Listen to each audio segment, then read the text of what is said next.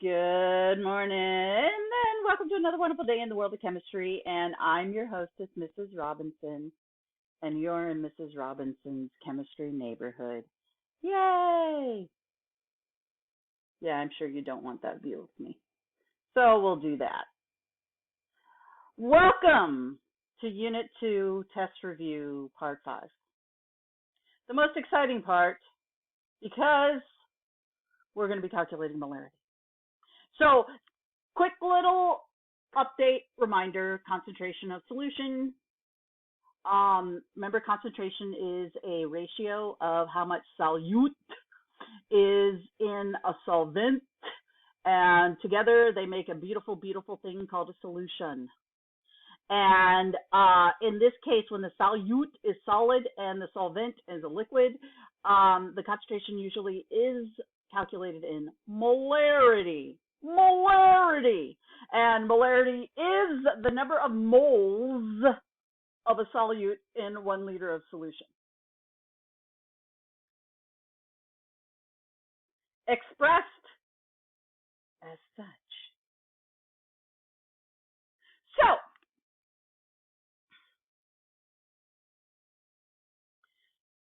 can we pick out our information? That is the question.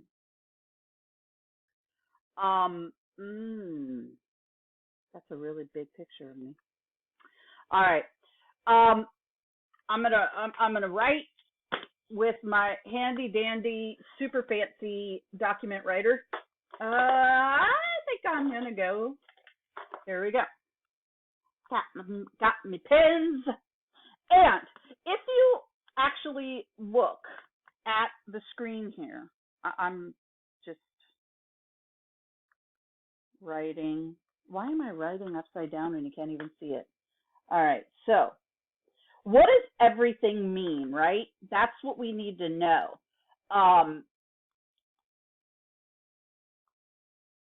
That is super, super important, and it has to be represented this way, otherwise it won't work.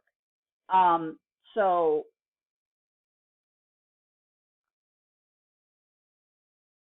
there we go. All right, so first things first, what is what? First things first, what is what? Big M. Oh, wait, let me do it this way. Big M stands for molarity. So let's use this one. That's not all gross. Ta-da! Big M stands for molarity. L stands for liters. This is a representation of volume. This is going to be our solute. Moles. Moles is representing our solute. Solvent. Did I say that wrong? I said it wrong. Solvent. Solute. Put the solute. Okay. Solute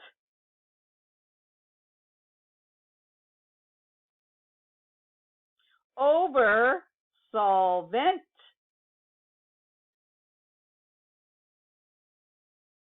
Ooh, that looks ugly.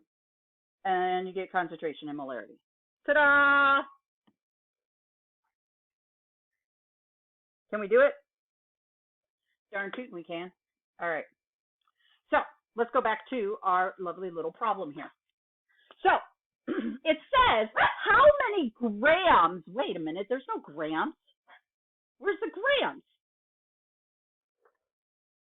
I don't know what they're talking about. Where's the grams? Okay. Hello, stoichiometry. Remember, what is moles? Moles is representative of grams. Okay, they're related. So how many grams of potassium nitrate are required to prepare a 0.25 liter solution of a 0.7 molar, 0.25 liters of a 0.7 molar solution. That's how you say it, by the way. Molar, like the teeth. Yeah, I know. It's kind of weird. All right, so we got to figure out what we got, right? We got to pick out important info. Yes, I am a geek. All right, so I am using a vis-a-vis. This is a wet erase marker. So that's what I'm doing right now. Here is my wet erase marker. Because my dry erases, ironically, are all dried out. So I have to literally wet wipe this down. All right. So, what do we got?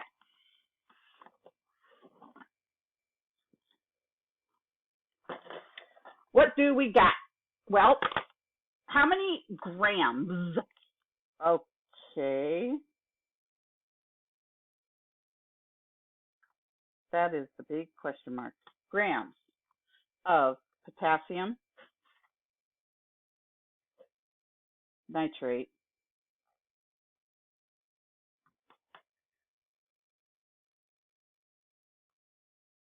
are required to prepare 0.25 liters of a 0.7 molar solution.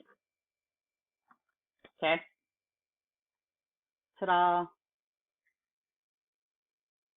You know you're in the shot. Yeah. Everybody say hi to Patrick. It was his birthday yesterday. He is now officially 15. All right. Here we go. Ready? Ta-da! That's what we got. What's step 2? Let's go ahead and remind ourselves of the formula and Mrs. Robinson's really gross double chin. No, that's not happening. All right. So we got molarity equals moles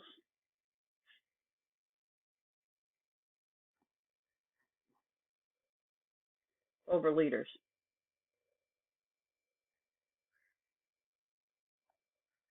Can we play matchy-matchy?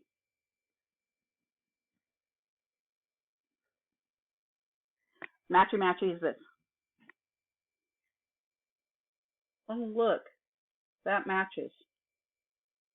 Oh, look. That matches. See what I did here? Nice shot, right? All right. So, let's clean this up.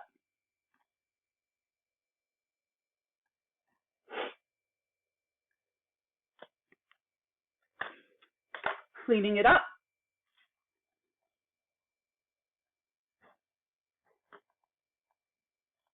Basically means I am going to plug and chug. Wow, okay. Somebody's awesome. No, Chiquita. Yeah, sure, you guys love that. All right, let's match. Here we go. Molarity.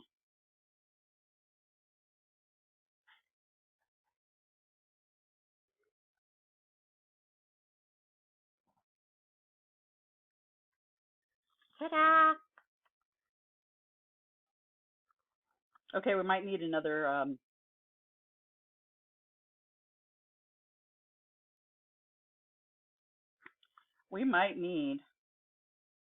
session.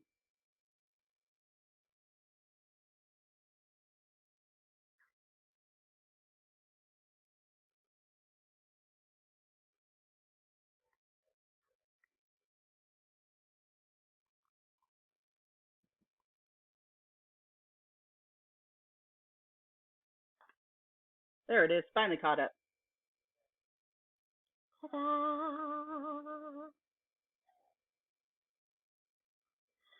So, what are we going to do? I know that somewhere my grams are hiding in here, okay? My grams are hiding in there. So I'm going to take this and multiply it by that to get moles, okay? And I'm going to do that with my calculator.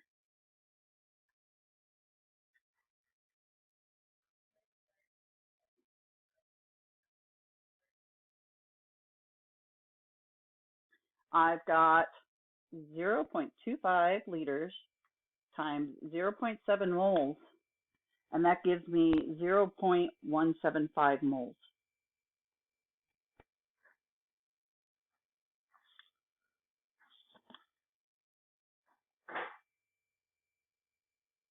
But is that what we want?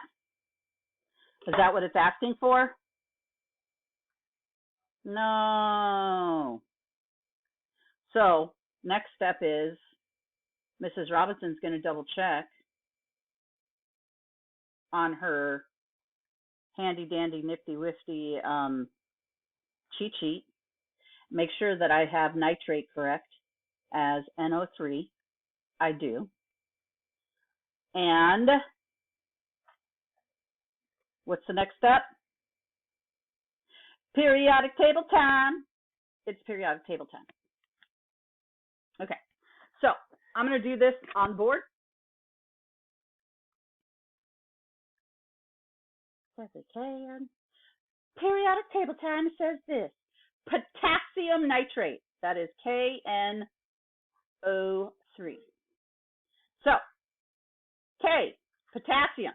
K, N is nitrogen. O is oxygen. How many of each one do we have? I got one. I got one. I got three. Now, periodic table time says this. Oh, wait, I can use this. Duh. Here we go. Love this thing. Love it. Because guess what? Keep scrolling. Bam! There it is. So potassium, right there. Remember, we're looking for the mass. So that's this number underneath the symbol. So we got 39 for potassium. Don't need to see that. Everybody say hi to my coworker. Nitrogen is 14. And oxygen is 16. So check. Flat it down. Oxygen. Yep, 16. Bam. All right. 1 times 39 is 39. 1 times 14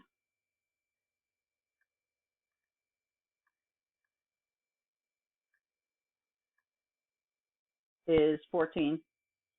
And, oh, the big brain bender. 3 times 16.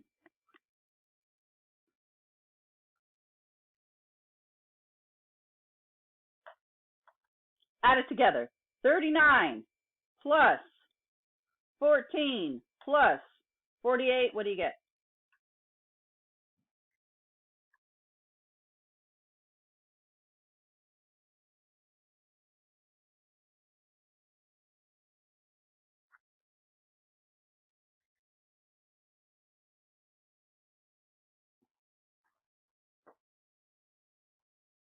$101. I got to do this fast. We're almost done. Okay, so essentially what that means is this. I just totally, wait.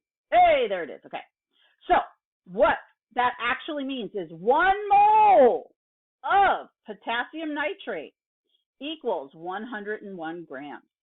Do we have 1 mole? No, we don't. Because remember this? How many moles do we have? Yeah, we only have 0.17 moles.